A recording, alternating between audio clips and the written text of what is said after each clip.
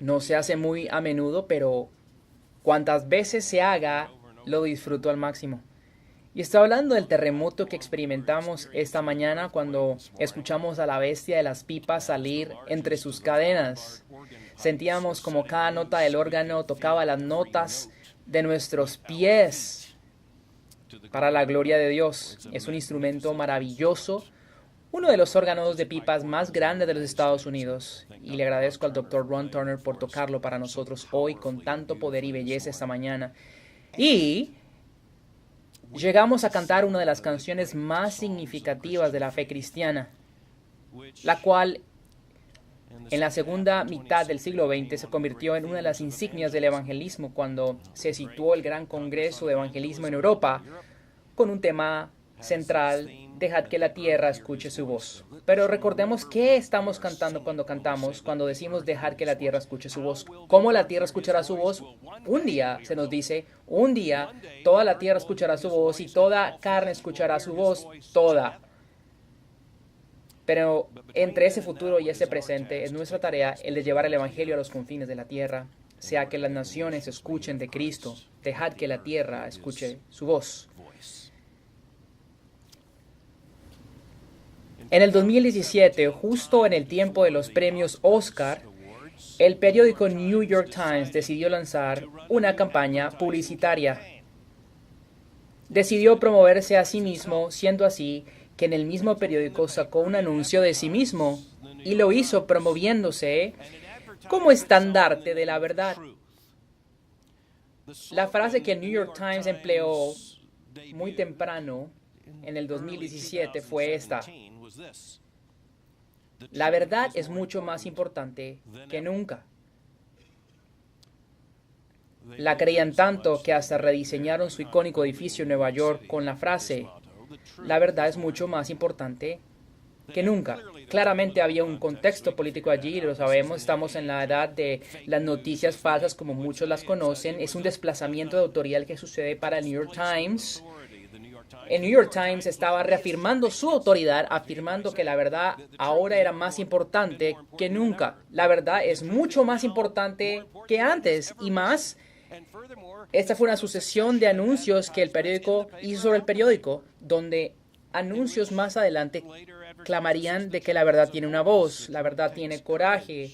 Había un recital de palabras argumentando de que la verdad es mucho más importante que antes. Lo que el New York Times quería decir es evidente: si quieres la verdad, vienes al New York Times. Estamos en un tiempo muy interesante. El New York Times dice: ¿creemos en la verdad? Pues eso es muy conveniente en el 2017. Ellos están repitiendo ese anuncio en el 2018.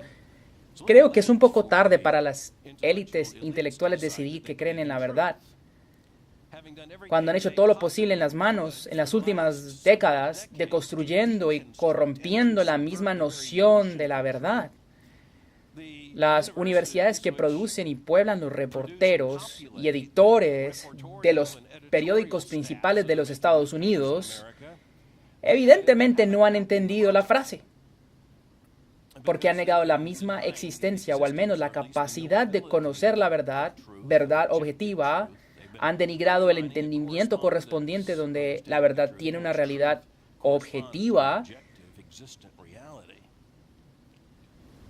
Y por eso tengo que ser tajante. Si la verdad es más importante que nunca, ¿cuándo era supuestamente menos importante? Incluso para el mismo New York Times, ¿cuándo era menos importante de lo que es ahora? ¿Qué ha sucedido ahora que New York Times ha decidido, ahora sí debemos prestar atención a la verdad? Quizá este debe ser el periódico de la verdad, o decirle a la gente: si quieren la verdad, vengan al New York Times. Es solo un síntoma de nuestra época. Vivimos en medio de una época que ha estado en guerra con la verdad, no solamente desde la Ilustración, no solamente desde los 1960s, no solo desde el amanecer y atardecer aparente de lo que se denomina como posmodernismo, que por cierto ese paradigma jamás desapareció, solo su nomenclatura se ha ido. Su doctrina se volvió práctica en la vida normal y se apoderó de la cultura, y aunque parece que la cultura sigue en su crecimiento, no se ha ido lejos de la negación de la capacidad o existencia de la verdad objetiva. Esto al menos es lo actual en la mayoría de las disciplinas. Hace 25 años se publicó un libro entre el mundo evangélico titulado Sin lugar para la verdad, escrito por David F. Wells, profesor del seminario Gordon Conwell. Dos temáticas principales aparecen en este libro. El libro llega justo a tiempo, por así decirlo, para el evangelicalismo. Llegó al tiempo para el Seminario Bautista Teológico del Sur, cuando fui elegido en 1993 y tomé oficio en ese mismo año. Yo ya conocía al profesor Wells y conocía sus preocupaciones, pero el libro bajo el sello de Eerdmans en 1993 fue muy útil, providencial. Fue un llamamiento para anhelar la recuperación de la verdad y recuperar la teología dentro del evangelicalismo estadounidense. Las dos temáticas consistían en, primero, la crisis de la verdad en la cultura y, segundo, la crisis de la verdad en la iglesia. Ahora bien, hace 25 años había una crisis en la cultura con la verdad que era bien notoria y era discutida en las universidades y se filtró al resto de la sociedad. La modernidad produció una crisis de la verdad y ciertamente la ilustración y el proyecto completo de la edad moderna estaba basada en el conocimiento y autoridad del que conoce y no de lo que se conoce, del sujeto y no del objeto, lo cual significaba que de repente la autoridad intelectual ya no estaba en el cosmos y fuera de la revelación, sino que reposaba en la humanidad con su razón personal y autonomía. Ahora bien, los académicos debatieron esto, los filósofos han debatido eso por siglos, pero por la mayoría de estos siglos, el hombre y la mujer común de la calle, por así decirlo, eran de todo menos racionalistas, eran de todo menos postmodernistas y eran de todo menos postmodernistas. Pero la persona promedio que te encuentras hoy, sea que tenga 16 o 66, está infectada profundamente con nociones muy fuertes que distorsionan la verdad, muy sospechosos de que algo como verdad exista y se pueda conocer. Muy comprometidos están con una realidad relativa y por ende verdad relativa. Verdad relativa. Esta crisis en la verdad en la cultura masiva ha capturado la atención de muchos en las últimas semanas. La corporación RAND, una de las corporaciones de investigación más potente en Estados Unidos, publicó un estudio de más de 250 páginas astutamente titulado El decaimiento de la verdad. Y te dice algo saber que una corporación intelectual de calibre como esta, que fue especialmente fuerte en la Guerra Fría, una de las corporaciones privadas con mayor influencia en las fuerzas militares estadounidenses, le dice algo que la corporación RAND ha decidido de repente, ahora en el 2018, todo este tiempo desde la ilustración, desde la modernidad, todo este tiempo desde la crisis de las universidades y las instituciones educativas, es por causa del decaimiento de la noción de la verdad entre la población. La persona promedio que trabaja en RAND está diciendo que hay un problema y lo llaman el decaimiento de la verdad. No hay información cuánto pagaron para salir con este título tan astuto, pero sí que es muy cierto. El año pasado marcó el 30 aniversario de otro libro y este es La clausura de la mente estadounidense, escrito por Alan Bloom en la Universidad de Chicago. Su libro abre con las siguientes palabras memorables y cito: "Solo hay algo seguro de lo que un profesor puede estar seguro. Casi todo estudiante que entra a la universidad cree o dice que cree que la verdad es relativa. Solo una cosa, dice el profesor, se puede asegurar, y es que cada estudiante cree o dice que cree en la relatividad de la verdad o que la verdad es relativa." Ahora bien, el profesor Bloom estaba escribiendo acerca del posmodernismo mucho antes de que la mayoría de los estadounidenses siquiera hubieran escuchado de tal cosa, y ahora nosotros estamos al otro lado de esto y estamos infectados por ello y formados por ello. Este año también es el aniversario 50 de la publicación de otro libro que tuvo un gran impacto tremendo en mi vida como adolescente, y es el libro El escape de la razón por Francis Schaeffer, escrito en 1968, y en ese libro Schaeffer dibujó lo que sería un edificio de 2 pisos, simbolizando la verdad que estaba reposando sobre un pueblo moderno, o lo que ahora llamamos gente postmoderna. Esta analogía de 2 pisos de verdad tenía en su primer piso la verdad cognitiva, lo que las personas asocian con ser objetivos, la ciencia empírica o las matemáticas. 2 más 2 igual 4. Eso está en el primer piso de la verdad. Pero la gente moderna se ha mudado a un segundo piso de la verdad, a una clase diferente de verdad, la verdad no cognitiva, la moralidad y las preguntas más grandes de la vida. Es como si las cosas pequeñas podemos estar de acuerdo con la verdad objetiva, pero en las preguntas más grandes de la vida no existe ninguna verdad. Y eso era la realidad hace 50 años atrás cuando escribió este libro e hizo esta acusación. Sin embargo, tenemos que reconocer que Schaeffer le hablaba a los estudiantes que escuchaban esto en sus clases, pero hoy día no es algo que solo los estudiantes escuchan en Estados Unidos, en el aula de clase, pero ahora los estudiantes escuchan esto en las caricaturas, en la televisión.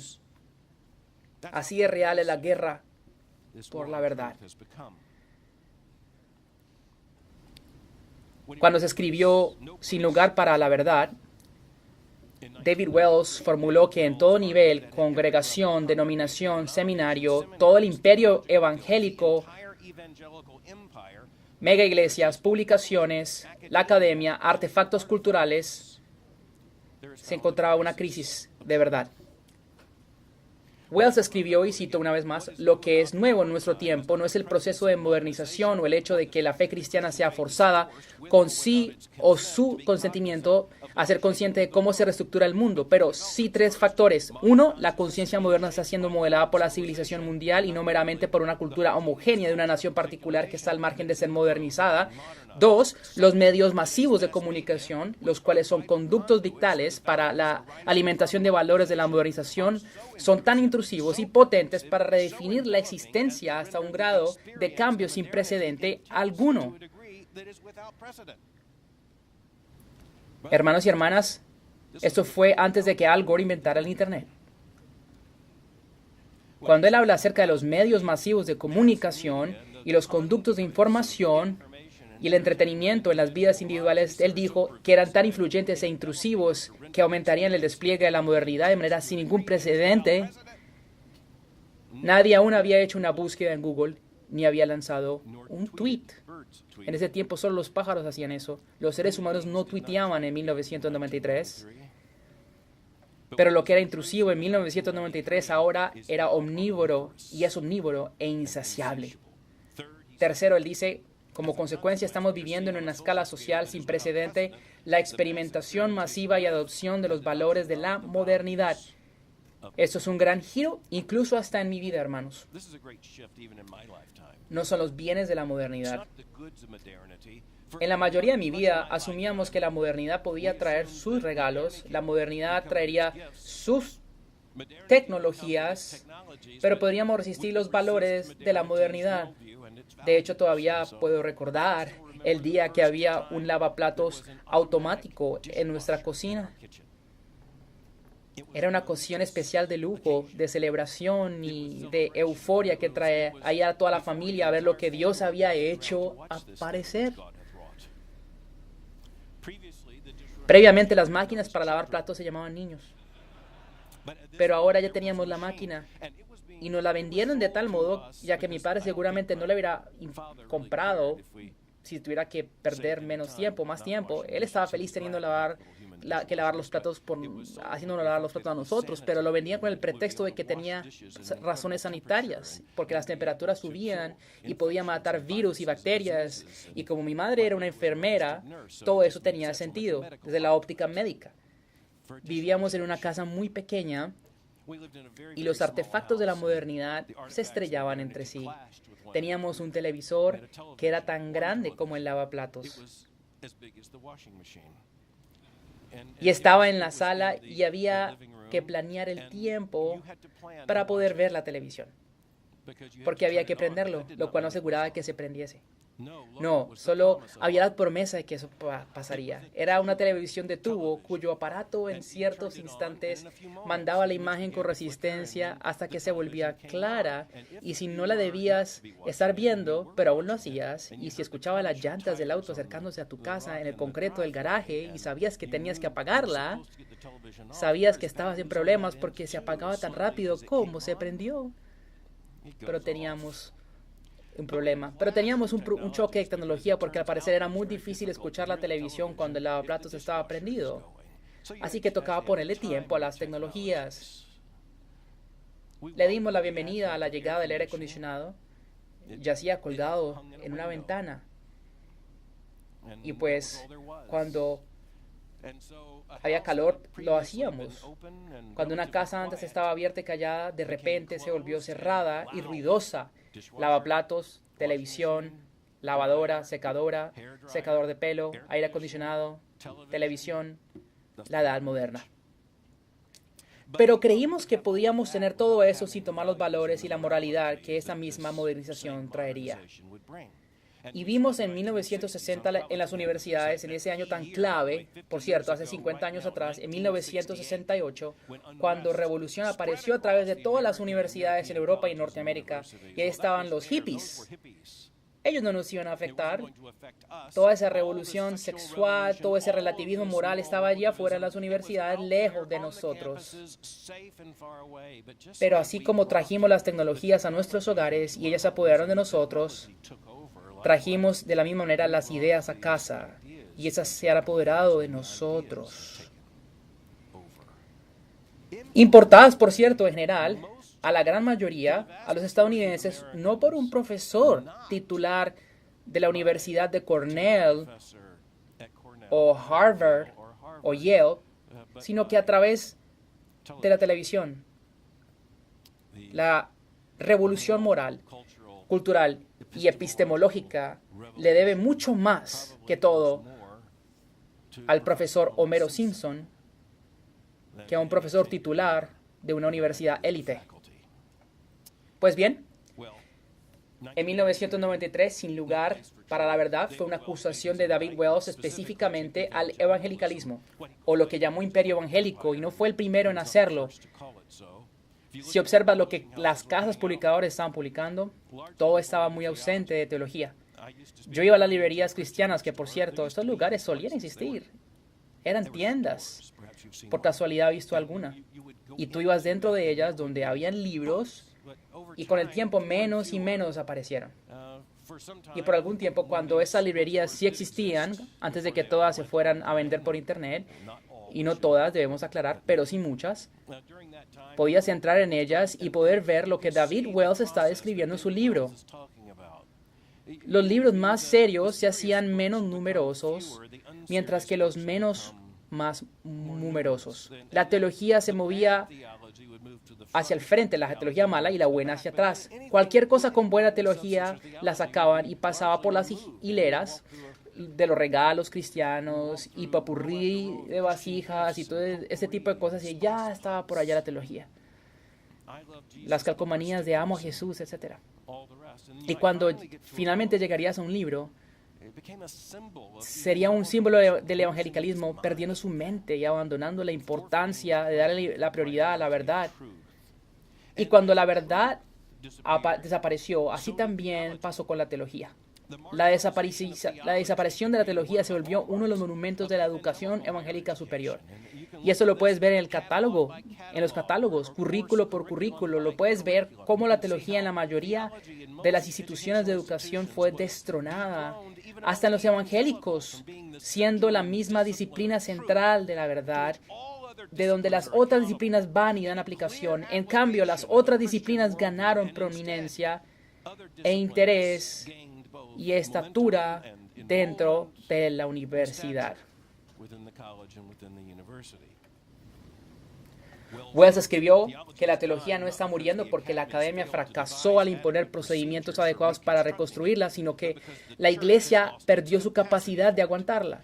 Y mientras que muchos se alegraron por esto y lo denominan como un paso hacia adelante hacia un nuevo evangelicalismo vitalista, esto de hecho fue un síntoma letal de una muerte cercana. El vacío de una fe evangélica sin teología es un eco del vacío que existe en la vida moderna.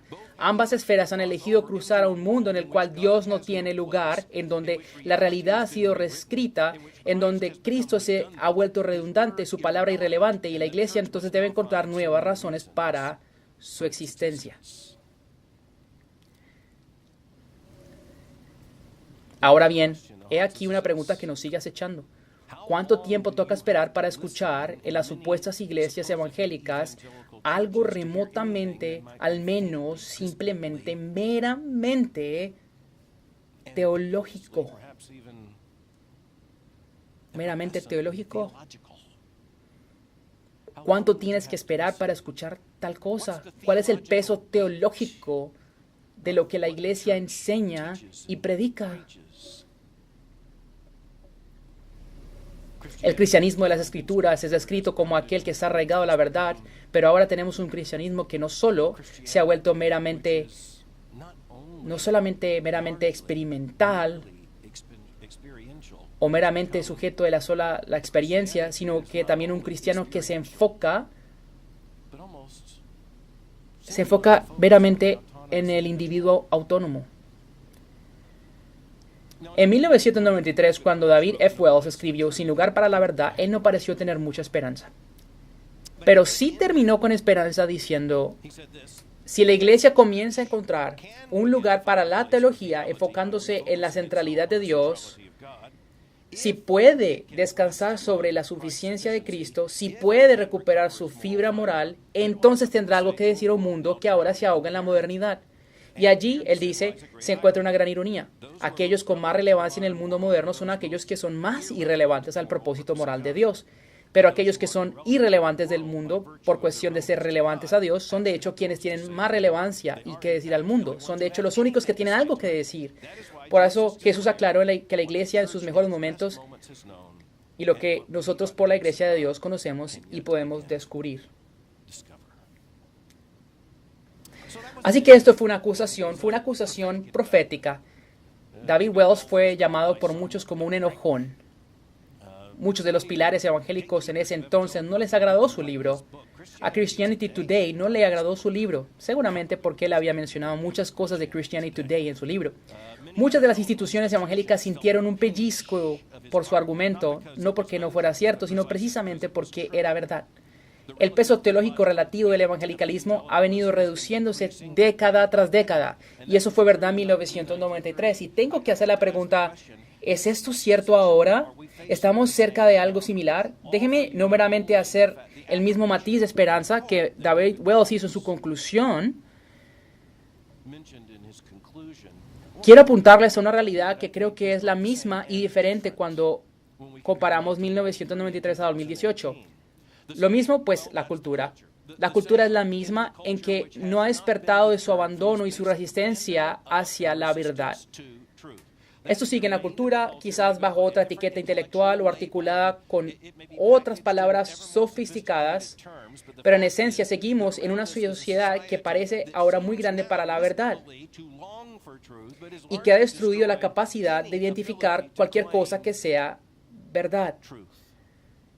El New York Times puede decir que en su propio anuncio de que la verdad es mucho más importante que nunca, pero es hasta difícil saber qué quiere decir el New York Times con eso. En otras palabras, que simplemente creer ciegamente el New York Times. Entonces, concurrimos en el hecho de que nuestra sociedad ha sido influenciada mucho más que antes por ese síndrome. El posmodernismo, es decir, la etiqueta que utilizamos por mucho tiempo para describir este nuevo entendimiento de la verdad, por el texto deconstruido, y si usted ya conoce las líneas típicas de la posmodernidad, se nos dice que el posmodernismo ha culminado, pero no ha culminado porque los posmodernistas murieron, ha culminado porque la academia tiene que decir algo que ha acabado para ir a otra cosa, pero lo siguiente procede de lo anterior. ¿Pero qué con la iglesia? Pues creo que hay malas y buenas noticias. Sí que creo que hay malas noticias. El abandono de la verdad en las denominaciones principales liberales protestantes continuó su curso como lo habíamos predicho. El abandono progresivo de la verdad continuó su ritmo. Así que es solo observar qué es lo siguiente para negar. La siguiente herejía que abrazar. Abandonar el siguiente principio moral. Así que se puede trazar el trayecto y claro, ver la agenda de la revolución LGBT rampante en las denominaciones principales liberales protestantes y seguro seguirán hacia otra cosa, sea lo que sea. Y claro, hay menos y menos personas en las bancas. ¿Por qué? Por lo que conocemos desde el Nuevo Testamento. Es decir, que entre más quieres hacerte relevante, lo menos relevante que te vuelves. Y eso es exactamente lo que ha sucedido. En nombre de seguir siendo relevantes a la cultura, a las denominaciones principales, protestantes abandonaron el Evangelio y las personas simplemente abandonaron las iglesias. El abandono de su membresía es una hemorragia incontrolable y por ello muchos de sus templos enormes hoy están vacíos. ¿Pero qué es imperio evangélico? Bueno, muchas cosas. Pero creo que en el 2018 algo diferente a 1993. ¿Qué hay de diferente 25 años después? Creo que se diferencia de esta manera. Creo que lo que David Wells acusó en 1993 todavía continúa. Pero creo que podemos saber qué pasó y para dónde van las cosas. Aquellos que estaban en la ideología izquierdista del evangelicalismo, como se identificaban en 1993, ellos simplemente siguieron el trayecto de las denominaciones principales protestantes hacia el liberalismo. Ellos eran liberales que llegaron tarde, pero llegaron. Lo que fue la iglesia emergente o lo que sea, ahora simplemente se ha licuado con el protestantismo liberal. No hay nada distinto, es simplemente el mismo abandono y rendición. El evangelicalismo superficial que identificó David Wells sigue allí fuera. Todavía puedes ver su presencia en ciertas áreas, pero creo que ese evangelicalismo superficial está ya disipándose y creo que está muriendo de edad avanzada. Muriendo de edad avanzada.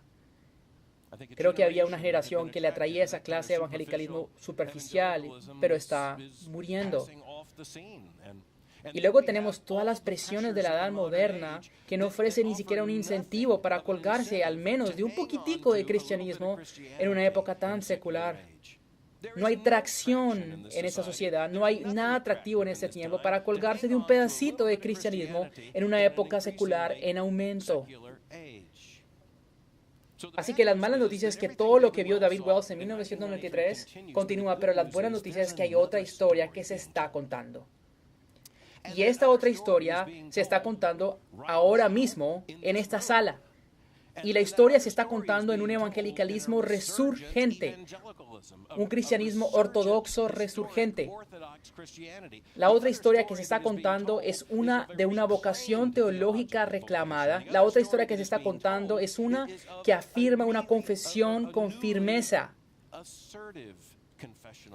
La otra historia que se está contando es una que abraza la verdad en vez de odiar la verdad. La otra historia que se cuenta es una de una generación comprometida con la Biblia como una que es infalible e inerrante palabra inspirada por Dios. Esta se está levantando en los púlpitos. La otra historia que se está contando es que los púlpitos donde no se escuchaba el Evangelio y no habían escuchado las Escrituras por generaciones, en muchos de esos púlpitos el Evangelio y las Escrituras se han vuelto a escuchar.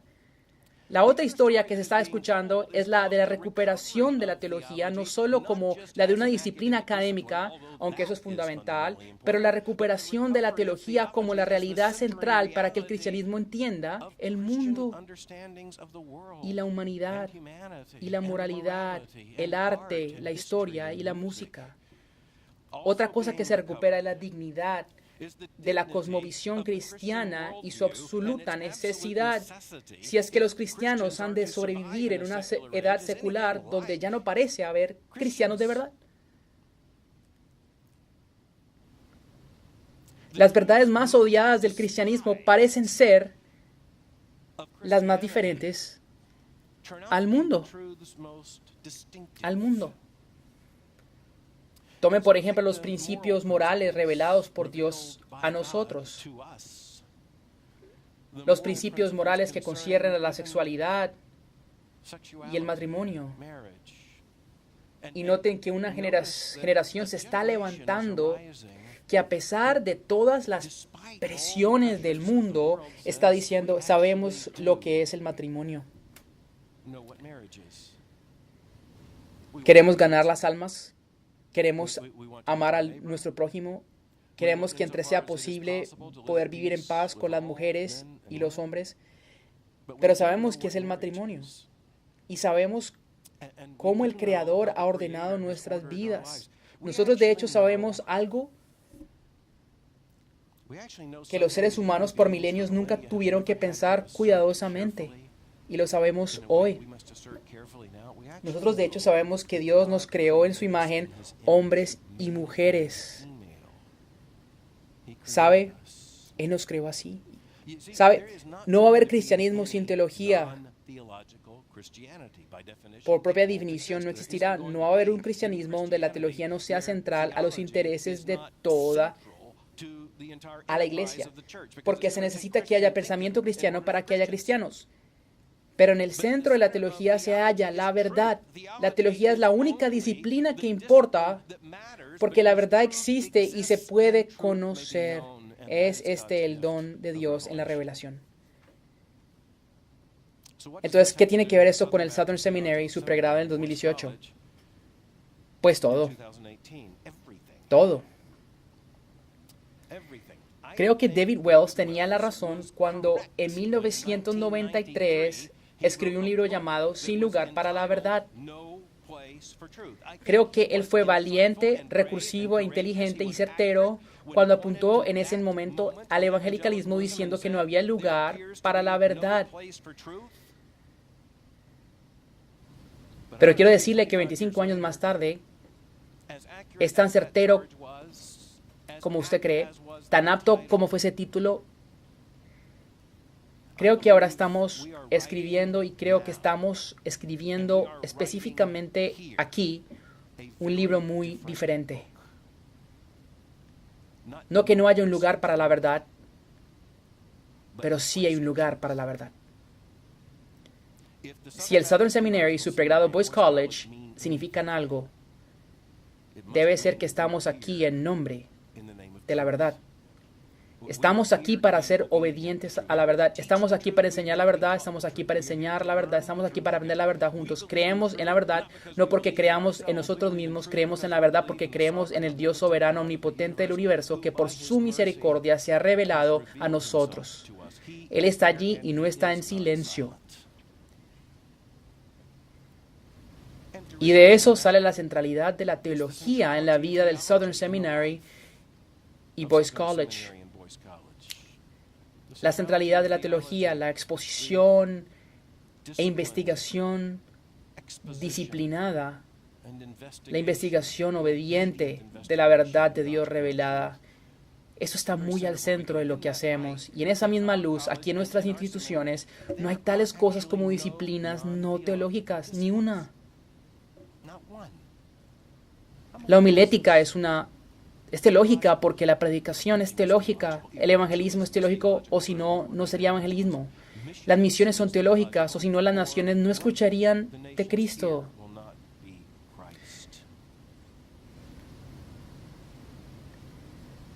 La exégesis y el estudio de la Escritura es profundamente teológico porque son las Escrituras las que son el libro más teológico de todos. Y dentro de la Biblia encontramos todo lo que necesitamos para entender a Dios y el mundo y nuestro lugar en Él. Creo que nuestra gran oportunidad en la administración de esta generación es que seamos un lugar para la verdad. Y creo que es bueno para nosotros en este año que nos miremos a los ojos y nos recordemos de una advertencia que fue dicha hace 25 años hoy, una advertencia que resuena con más certeza en su acusación de la que fue en su propio tiempo. Pero quiero que recordemos una historia diferente que viene en nuestra misión, a nuestra identidad, nuestra oportunidad como Southern Seminary y Boyce College en esta generación. meramente asegurarnos que cualquier cosa que suceda en otro lugar, y oramos que sea bueno, cualquier cosa que se encuentre en otro lado, y oramos que sea mucha verdad, aquí, en este campus, y aquí en esta facultad, y aquí en este cuerpo estudiantil, y allí entre nuestros alumnos pasados en todo el mundo, allí encontrarán lugares para la verdad, por gracia de Dios y para la gloria de Dios. Así que al comenzar este semestre, recordemos lo que Santiago escribió a la iglesia en Santiago capítulo 1, versículo 18. Santiago capítulo 1, versículo 18. En el ejercicio de su voluntad, Él nos hizo nacer por la verdad de su palabra para que fuéramos las primicias de sus criaturas. Eso no se trata de nosotros, se trata de Él. De su propia voluntad, Él nos trajo. Aquí hay un dibujo hermoso del Evangelio. ¿Cómo es que llegamos a ser de Cristo? ¿Cómo somos de Él? Por su propia voluntad, el Padre, Él nos trajo. ¿Cómo nos trajo? Por la palabra de verdad. Por la palabra de verdad. Para que fuéramos las primicias de sus criaturas. Creo que es una de las expresiones más preciosas de la iglesia, una de las expresiones más poderosas del Evangelio que se halla en las Escrituras. Habla de la mano soberana de Dios por su propia voluntad, apunta a su iniciativa soberana para salvar, de su soberana voluntad. Él nos trajo. ¡Qué hermosa imagen! Es como nacer. Él nos trajo. Lo que no existía ya existe. Antes no eran mi pueblo, ahora son mi pueblo. Por su voluntad nos trajo. ¿Cómo? Por su palabra de verdad. La palabra de verdad. ¿A qué nos agarramos? La palabra de verdad. ¿Qué enseñamos? La palabra de verdad. ¿Qué estudiamos? La palabra de verdad. La palabra de verdad dicha, sin vergüenza o sin titubear. La palabra de verdad, verdad dicha con salvación, para que seamos las primicias de sus criaturas. Hermanos y hermanas, que ese sea un lugar para la verdad y que sea muy abundante para la gloria de Dios y que estemos comprometidos a ser las primicias de sus criaturas por su gracia. Oremos. Señor, estamos muy agradecidos que nos has dado un llamado como este y nos has dado un momento como este. No somos capaces y no es que queramos, pero tú sí. Oramos confiando en tu fuerza, en la seguridad de tu espíritu y bajo la validación de tu verdad. Oramos en el nombre de Jesucristo. Amén y amén.